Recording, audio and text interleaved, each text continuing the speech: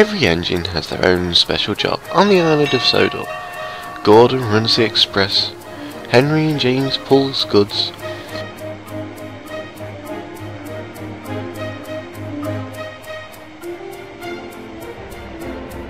Thomas has his own branch line, and Percy does the mail at night. Another engine has his own special job too. Eric is the milk engine. He runs to and from all the dairies on the island, taking tankers of milk to where they are needed. He loves his job and gets along with all the other engines. Many engines have visited the island of Sodor, from Heritage Railways or the National Collection over the years.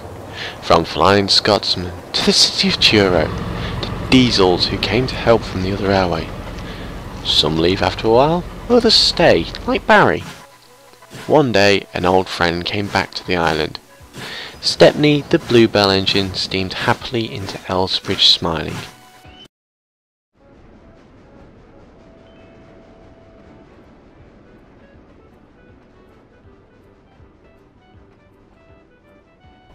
Stepney was back on the island of Sodor.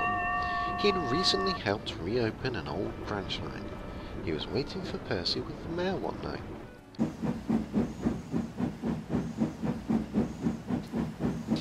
Percy was annoyed. He had spent the better part of a month trying to find out why Stepney was back on the island of Sodor and reopening an old branch line. He had found out that Edward had found the old Kirk Ronan branch line and Stepney was just temporarily running it. The island of Sodor is a unique island, known as the biggest heritage railway in the United Kingdom. This is due to the mainland being run by newer diesels and electric engines. One day, Gordon and Henry were at Knapford.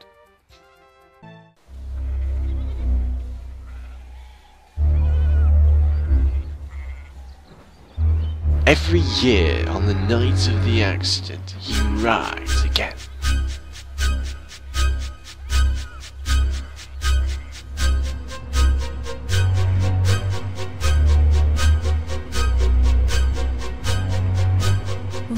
Percy, that is a scary story. You're telling me? Percy just smiled. Driver said he saw it the other night. On the other railway there are no more steam engines. They've all been replaced by diesels, and now some newer diesels are replacing them. The engines of Sodor had heard about this and were very sad. Some of their friends are diesels. One day a new diesel rolled into Barrow. Gordon was waiting to leave the express. Like certain islands around it, the island of Sodor is not immune to having several bad days of weather in a row. And everyone who lives there is quite used to it, but others like Henry the big green engine, who despite what he's been through, still don't like the rain. Sodor has a long history of running steam engines, longer than any other part of the country. They never closed down, becoming a heritage line in 1965 after the beaching cuts carried out by British Railways. A lot of engines have come to the railway to survive the cutter's torch, including Oliver and the Scottish Twins.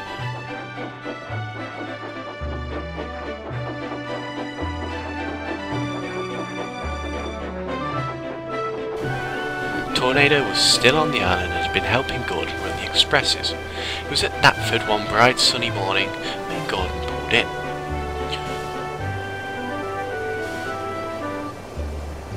The island of Sodor has many trucks, vans, tankers and flatbeds. Some are colour-coded. Grey for coal, brown for chalk and stone, and green for different loads like crates, wood or metal. There are special ones as well, for china clay and even some that are privately owned. All the engines know how to take the right trucks to the right places. One day a new engine arrived. Her name was Rosie.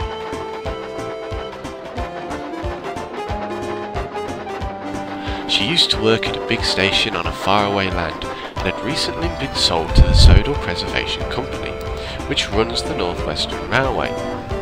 When she got to Brendam, Edward was waiting for her.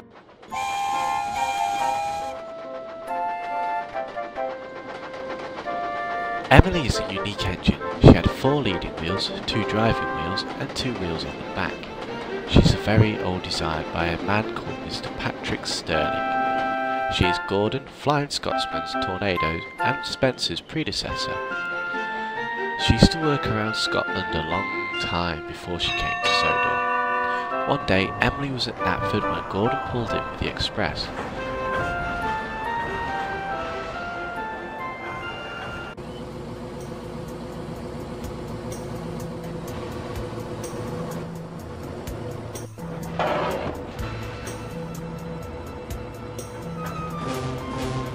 Diesel is the Knapford Harbour shunter. He gets all the trains ready for the bigger engines and takes others apart, moving them around the docks. He still thinks he's the new face of the railway and often smiles when he sees one of the diesels pulling a goods train.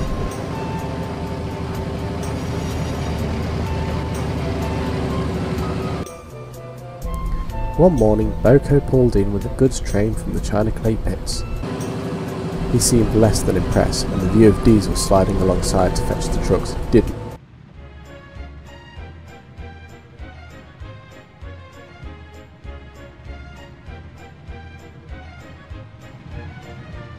Mavis is the Farquhar quarry shunter. She arrived on the island years ago and was delivered on a truck to Farquhar station before coming to the quarry. She's privately owned, so doesn't venture out onto the branch line. It was a cold day on the island of Sodor. The autumn had turned the leaves on the trees, lovely shades of orange and red. The summer rush was now over, and all the engines were relaxing. Over on the Little Western, Duck and Oliver were just waking up after a good night's sleep. It was coming up to Christmas time on the island of Sodor, and everybody was very happy and jolly at this time of year.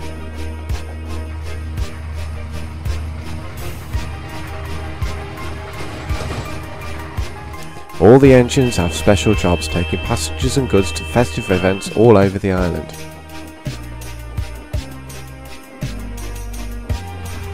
All the engines enjoy this time of year.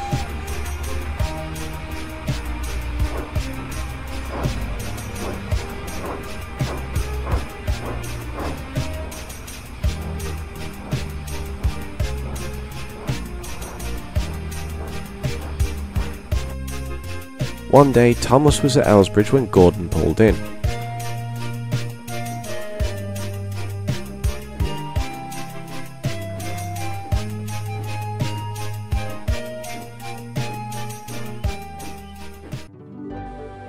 It was spring on the island of Sodor. The new year rolled around and things were not running smoothly. The Farquhar branch had been cut off from the mainline as the viaduct was closed for repairs. To keep people and goods moving, the Fat Controller had placed the branch engines on the other side of the bridge and had hired the Sodor Bus Company to help with passengers. The only engine left on the Elsbridge side was Percy, who had to shunt in the station yards and bring supplies up to the bridge.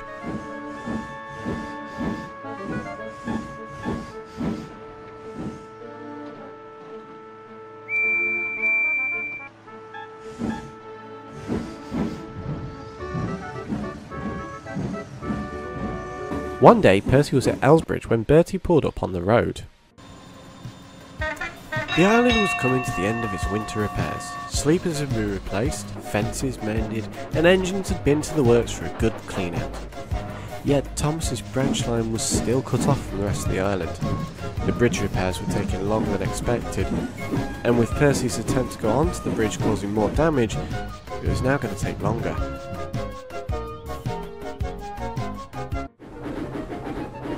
Things were still uneasy on the island of Sodor. Since Thomas ran away at Christmas, the Farquhar branch had been cut off due to repairs to the bridge. The Sodor Bus Company was hired to take passengers in the Sodor Road Freight Company to carry the stone from the quarry. To help speed up the process, Glyn had been brought in to help move the trucks onto the bridge as he was the lightest engine on the line. Thomas had just gotten back to Dryore and saw the Fat Controller waiting. Anyone who's lived for long enough on the island of Sodor will know of Henry, the Green Engine. Henry has proven time and time again to be a sterling member of the Fat Controller's famous fleet, and is popular with both engines and crew alike. From fast important express teams to long heavy goods, Henry's done them all, the Flying Kipper being his particular favourite. As with most big engines, Henry can sometimes be a little bit puffed up in the smoke box, taking great pride in his strength, and he's no stranger to having grumpy days. However, underneath that brash exterior is a wise, experienced and kind-hearted engine, who like many others loves nothing more than being really useful. However, things aren't always that easy. Henry wasn't always a useful engine. At one time in his life, he was an engine that struggled to steam well, but after an accident he was rebuilt into the strong engine you know today.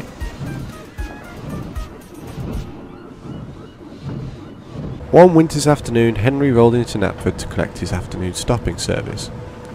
The weather was cold and frosty, but his glowing fire kept him and his crew nice and warm.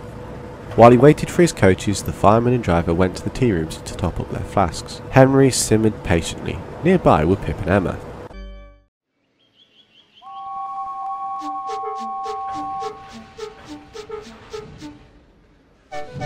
It was a lovely spring day on the island of Sodor. The birds sang happily in the trees and the sky was a bright blue. Everything was peaceful on the island until Gordon rolled into Wellsworth. My two tugboats work hard across the island of Sodor, working at Brendan and Knapford Harbour, making sure the passenger liners and tramp steamers get safely into port while also taking valuable cargo to and from the docks. There is Drolin, my biggest tug. He does most of the heavy lifting. I acquired him from New York just before he was sent to be scrapped. He can be rather arrogant, but his heart is in the right place. And then there is Tenshinet from the big city. He came to the island during the war years and stayed ever since. The little switcher works hard and has put Drolin in his place more than a few times. The two get along well enough and work hard to make sure the job is done right. I remember the day when Tenshinet shocked me the most, and I knew I needed to get help. It was a warm summer's day on the island of Sodor. The island is known for its preservation of as many types of locomotives as possible. Since the closure of the other railway's motive depot at Barrow-in-Furness and the scrapping of now older diesel designs, the Sodor Heritage Company has started to purchase diesels to save more of the railway history of the UK. One morning, there was it in Brendan when Boko rolled up looking sad.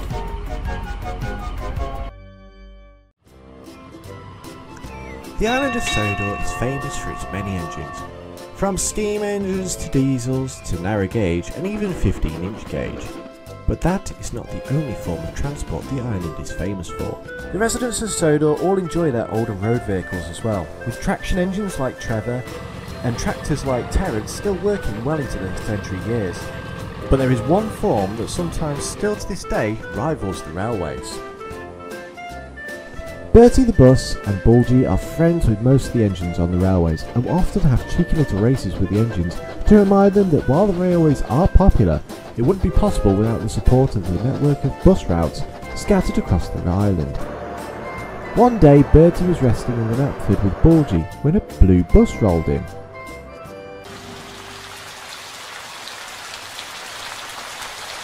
It was autumn on the island of Sodor, and the engines were busy. A storm had swept across the island the night before and brought down trees and telegraph poles.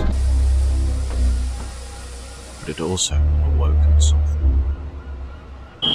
Edward is a wise old steam engine, and had worked on Sodor since before the North Western Railway Company even existed. He's an old furnace railway engine, and was loaned to the Sudbury and Mainline Company over 100 years ago. He has seen many engines come and go, and is respected by everyone, including the trucks. That morning, he wasn't his usual self. It was a lovely spring day on the island of Sodor. The birds sang and the sun shone brightly. Edward always enjoyed this time of year. The apples in the orchard shined in the bright sunlight, and he would always whistle to Trevor as he passed. The island was getting ready for the summer rush. Edward was pulling a goods train from Brendan and just enjoying his line. It was winter on the island of Sodor, and the Scarlow Railway was getting ready for its Santa specials. It was one of the little engine's favourite times of year. The decorations and the staff dressed up as elves all over the railway, and the children, smiling and laughing, went to see Santa. Rusty loved this time of year too. He'd been on the railway for as long as he can remember and looked after the track. The engines always congratulated the work he did in keeping it nice and smooth and clean. Some of the engines were at Rusty's yard sorting out coaches and works trains ready for the maintenance work on sections of the track over the winter period when it was quieter. You all know about the engines that run on the island of Sodor. There is Thomas and Percy, James and Henry, Gordon and Emily, and then every other engine, both big and small.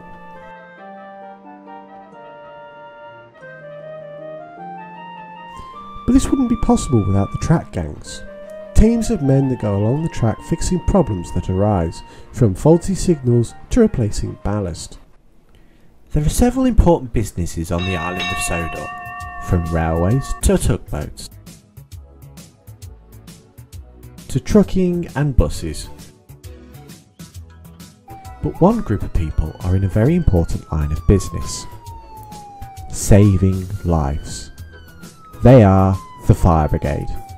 These brave men and women put their lives at risk every shift to save lives from fires to car crashes. Percy and Thomas had seen the brigade at work before when a workman's shed burnt down. I remember a time when it was just the Sodor heritage tugs working in the harbours. I'd formed the company when the last Sodor tug company went bust, and things had been smooth sailing for a long time. But that was all about to change. I'd just finished Top Hat's sea trials so he could be classified as worthy to head to sea and assist Roland with bringing in shipping.